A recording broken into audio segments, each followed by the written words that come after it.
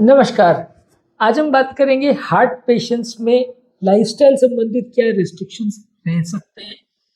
अगर किसी व्यक्ति का हार्ट का कोई भी बीमारी है, कोई प्रॉब्लम है, हार्ट अटैक हुआ है, हार्ट फेलियर हुआ है, तो क्या-क्या लाइफस्टाइल में उनको चेंजेस करने की ज़रूरत है जिससे कि वो एक नॉर्मल तरह की लाइफ जी सके और उनको प्रॉब्लम्स भी ज़्यादा ना आए।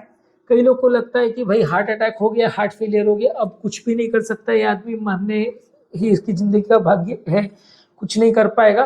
तो वैसा नहीं है, एक्चुअल में कुछ रिस्ट्रिक्शंस को अगर हम फॉलो करें तो ज़्यादातर पेशेंट्स अपनी नॉर्मल लाइफ जी सकते हैं। बहुत सारे फैक्टर्स पे डिपेंड करता है, तो आज उन चीज़ों को डिस्कस करने का प्रयास करेंगे। टॉपिक पर जाने से पहले जो लोग हमारे चैनल पर नए हैं उन्हें रिक्वेस्ट करूँगा कि चैनल को सब्सक्राइब करें, वीडियोस को लाइक और शेयर करें। सबसे पहला ज़रूरी चीज़ है कि आप अपना जॉब कर सकते हो कि नहीं। ज़्यादातर पेशेंट जिनको हार्ट अटैक हुआ है या हार्ट फेलियर हुआ है, अगर पंप क्षमता ठीक है तो ज़्यादातर लोग अपना जॉब तो कर सकते हैं। बहुत हेवी काम अगर आपका है, बहुत हेवी मैनुअल लेबर है, बहुत ज़्यादा वजन उठाने का है, और अगर आपकी हार्ट की पंप फंक्शन बहुत ज़्यादा खराब है तो आपको रेस्ट्रिक्शन रखने की ज़रूरत है। लेकिन क्लरिकल जॉब, बैठे बैठे का काम, दुकान में कुछ सामान बेचने का, खरीदने का काम, इस तरह का चीज़ें ज़्यादातर लोग कर सकते हैं, तो आपकी आजीविका उससे ज़्यादातर इफेक्ट नहीं होगी। बहुत सारे पेशेंट्स की लाइफ एटलीस्ट हम इतनी तो कर सकते हैं नॉर्मल कि उनको अपना जीवन व्यापन करने में कोई दिक्कत ना हो। नेक्स्ट है, क्या आपको एक्सरसाइज कर सकते हैं? आप हार्ट पेशेंट है तो एक्सरसाइज कर सकते हैं और करना ही चाहिए। एक्सरसाइज करने से ओवरऑल फिटनेस इंप्रूव होती है, ओवरऑल स्टैमिना इंप्रूव होती है। हाँ, अर्ली स्टेजेस में बहुत ज़्यादा खराब अगर किसी को हार्ट फेलियर है तो उसको थोड़ा एक्सरसाइज को अवॉइड करना चाहिए। इनिशियल फेजेस में थोड़ा आप अवॉइड करेंगे तो अच्छा है, पर उसके पीरियड के बाद अगर आप रेगुलर एक्सरसाइज करेंगे तो उल्टा आपको फायदा ही होगा, नुकसान नहीं होगा। तो इसलिए अगर आप हार्ट पेशेंट है तो जहाँ तक पॉसिबल है आपको एक्सरसाइज करना चाहिए, रेगुलर एक्सरसाइज करना चाहिए। कई लोग का ऐसा रहता है कि भाई महीने में एक दिन एक्सरसाइज करी, बाकी पूरे महीने छुट्टी। तो वैसा अगर आप करेंगे तो आपको फायदा नहीं, उल्टा नुकसान होगा, और वो एक्सरसाइज से हार्ट पर ओवरलोड होगा। जिस दिन भी आप ओवर एक्सरसाइज कर लोगे तो उस दिन आपको मैनेज करना मुश्किल पड़ेगा। तो अगर आप रेगुलर एक्सरसाइज करेंगे, डेली आधा से 1 घंटा करेंगे तो आपको ज़्यादा फायदा मिलेगा। ज़्यादातर वो आपका डाइटरी मॉडिफिकेशन भी और सब कुछ इस बात पर डिपेंड करता है कि आपको कौन से टाइप की हार्ट की बीमारी है और कितनी सीवियर हार्ट की बीमारी है। मान लीजिए आपको कोलेस्ट्रॉल रिलेटेड नली का ब्लॉकेज है तो आपको कोलेस्ट्रॉल वाला खाना कम करना है, तेल की, नमक, शुगर, नॉनवेज ये सब कम करना है। बीपी रिलेटेड कार्डियोमायोपैथी हुआ है तो बीपी कम करने के लिए डाइट पर फोकस करना है। शुगर रिलेटेड प्रॉब्लम है तो शुगर के वाली डाइट पर फोकस करना है। अगर आपको वैल का प्रॉब्लम है और अर्ली स्टेजेस में तो आपको कोई डाइटरी रिस्ट्रिक्शन की ज़रूरत नहीं है। अगर वैल का प्रॉब्लम सीवियर कैटेगरी में है तो आपको हार्ट फेलियर वाली डाइट पर रखना है। अगर आपका वैल का प्रॉब्लम में आपको क्लॉटिंग का प्रॉब्लम भी हो रहा है, एट्रियल फिब्रिलेशन वगैरह हो रहा है, तो आपको विटामिन के वाली खाद्य पदार्थ में यानी हरी साग सब्जी पर ध्यान रखना है। तो यानी डाइट का भी क्या मॉडिफिकेशन करना है, वो आपको कौन से टाइप का हार्ट का प्रॉब्लम है और कौन सी सीवियरिटी का हार्ट का प्रॉब्लम है उस पर डिपेंड करेगा। जितना ज़्यादा सीवियर हार्ट का प्रॉब्लम होगा उतना ज़्यादा अग्रेसिव रिस्ट्रिक्शन रखना पड़ेगा, और जितना अलग अलग तरीके का आपको हार्ट का प्रॉब्लम है उतना ज़्यादा रिस्ट्रिक्टेड आपका डाइट रहेगा।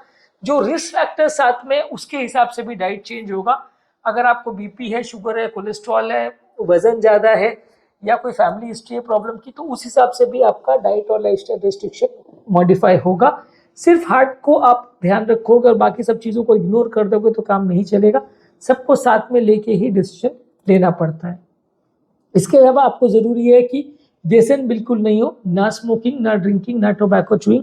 स्मोकिंग करने से बॉडी में क्लॉटिंग टेंडेंसी बढ़ जाती है, उसको आपको रेस्ट्रिक्ट करना है। अल्कोहल भी पीने से बॉडी में क्लॉटिंग टेंडेंसी बढ़ती है, बॉडी का वजन बढ़ता है और आपका ओवरऑल मेटाबॉलिज्म कॉम्प्रोमाइज होता है, हार्ट को भी फेल कर सकता है। आइसोलेटेड अल्कोहल रिलेटेड भी कार्डियोमायोपैथी हो सकती है। वहीं तंबाकू खाने से भी नुकसान होता है, तो हर तरह का व्यसन आपको बंद करना है। नेक्स्ट इंपॉर्टेंट चीज़ है कि आपको रेगुलर बेसिस पे मेडिसिन लेना है। मेडिसिन के साथ खिलवाड़ नहीं होना चाहिए कि एक दिन मेडिसिन ले रहे हैं, 4 दिन नहीं ले रहे, वैसा नहीं होना चाहिए। मेडिसिन आपको रेगुलर बेसिस पे लाइफ टाइम लेनी पड़ेगी। ज़्यादातर हार्ट की बीमारियों में मेडिसिन लाइफ टाइम चलती है। बहुत कम ही बीमारी ऐसी है जिसमें कुछ समय के बाद मेडिसिन बंद हो जाती है, पर वो बंद होनी है या नहीं होनी है वो भी आपको डॉक्टर से डिस्कस करना पड़ेगा। 80-90% बीमारियों में दवाइयाँ लाइफ टाइम चलती है। दवाओं के साथ खिलवाड़ मत करिए, अपने हिसाब से डोजेस को एडजस्ट मत करिए। जो डॉक्टर आपको बोल रहे हैं आपकी बीपी, शुगर लेवल्स और आपकी बॉडी के रिक्वायरमेंट्स के हिसाब से जो दवा आपको दे रहे हैं उस हिसाब से डोजेस को आपको मैनेज करना है। अगर डोज को चेंज कर भी रहे हैं तो भी डॉक्टर के साथ डिस्कस करके ही कीजिए, अपनी विम्स और फैंसीज के हिसाब से, और आपको क्या अच्छा लगता है उसके हिसाब से डोज चालू बंद सब कर दिया तो आपको नुकसान होगा, फायदा उल्टा नहीं होगा।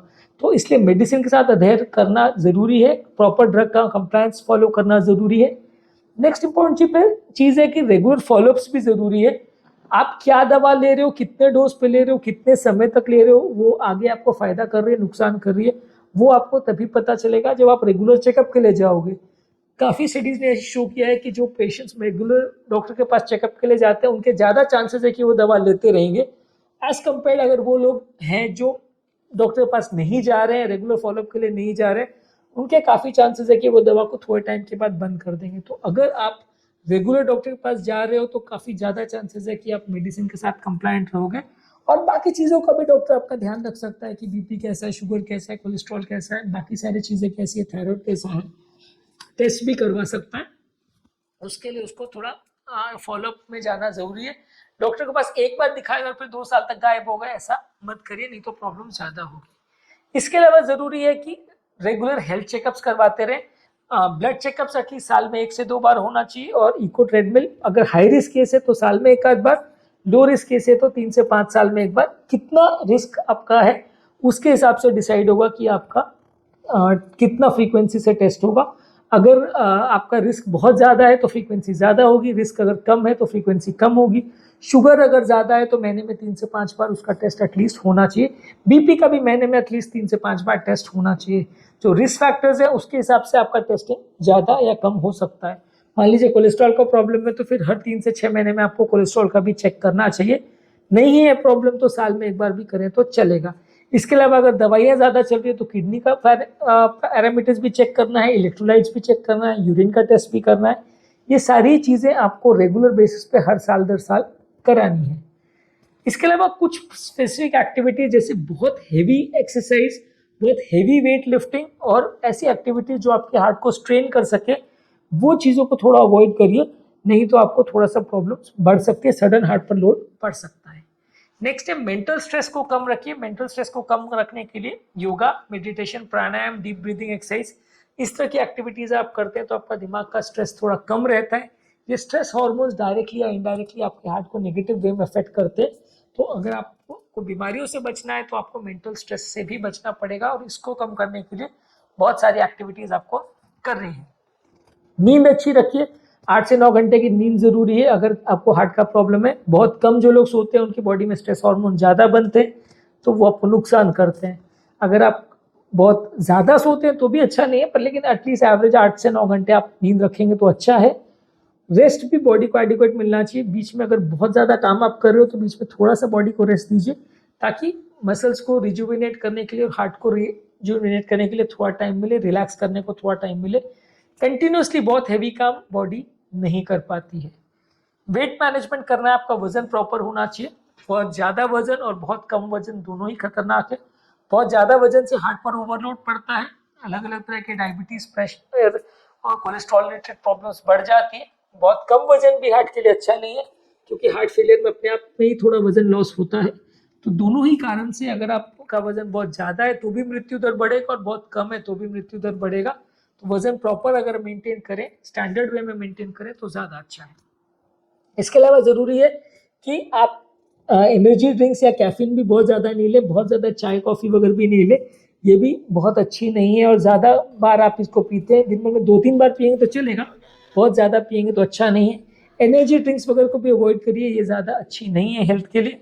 दांतों का ध्यान रखिए, दांतों में बहुत सारे इन्फेक्शन होते हैं, कीटाणु होते हैं, अगर ये ब्लड में फैल जाए तो इन्फेक्शन फैला सकते हैं और जिससे जान का खतरा हो सकता है। तो दांतों का प्रॉपर ध्यान रखने की ज़रूरत है।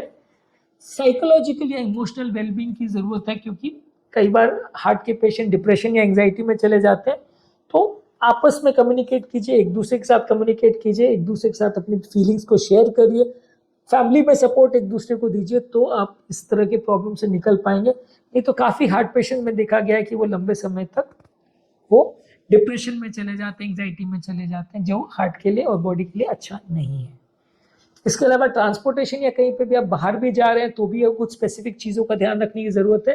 ट्रैवल के दौरान क्या चीज़ों का ध्यान रखने की ज़रूरत है वो ऑलरेडी हमने सेपरेट वीडियो किया, हमारे चैनल पर देख सकते हैं। कोई एडवेंचर स्पोर्ट्स में अगर आप जाना चाहते हैं या कोई हाई रिस्क एक्टिविटीज आप करना चाहते हैं तो उनके बारे में हमने ऑलरेडी 2 सेपरेट वीडियो किए हैं। एडवेंचर स्पोर्ट्स में हार्ट पेशेंट्स को क्या क्या चीज़ों का ध्यान रखना है और कितना रिस्क है उनको, वो आप चेकआउट कर सकते हैं। इसके अलावा अगर हाई ऑल्टीट्यूड में आपको जाना है तो उसके बारे में हमने ऑलरेडी सेपरेट वीडियो किया है। हाई ऑल्टीट्यूड या पहाड़ों पर अगर हार्ट पेशेंट जाते हैं तो उनको क्या चीज़ें ध्यान रखने की ज़रूरत है। और अगर किसी पेशेंट को पार्टी वगैरह में जाना है तो पार्टीज में भी जा सकते हैं, लेकिन उसके बारे में क्या क्या चीज़ों का ध्यान रखने की ज़रूरत है हार्ट पेशेंट्स और डायबिटिक पेशेंट्स को, उसके बारे में भी हमने ऑलरेडी सेपरेट वीडियो किया, वो भी आप हमारे चैनल पर चेक कर सकते हैं। ये सारे वीडियोस का लिंक मैं कमेंट सेक्शन में या डिस्क्रिप्शन बॉक्स में छोड़ देता हूँ। आज के टॉपिक में हमने बात करी हार्ट के पेशेंट्स पर बेसिकली क्या क्या रेस्ट्रिक्शंस होते हैं, क्या क्या चीज़ों को फॉलो करने की ज़रूरत है ताकि वो एक नॉर्मल सी लाइफ जी सके।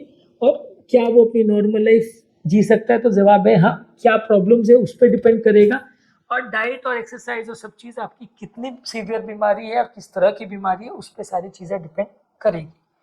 टॉपिक एंड करने से पहले जो लोग हमारे चैनल पे नए हैं उन्हें रिक्वेस्ट करूँगा कि चैनल को सब्सक्राइब करें और वीडियोस को ज़्यादा से ज़्यादा लाइक और शेयर करें।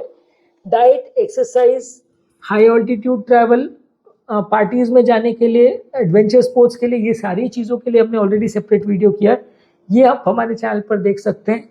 इसका लिंक मैं कमेंट सेक्शन में और डिस्क्रिप्शन बॉक्स में छोड़ दे रहा हूँ। आप इसे चेकआउट करेंगे तो आपको काफ़ी कुछ नया जानने और सीखने को मिलेगा, जिससे बीमारी को समझने में आपकी मदद मिलेगी और पेशेंट को मैनेज करने में मदद मिलेगी। Thank you.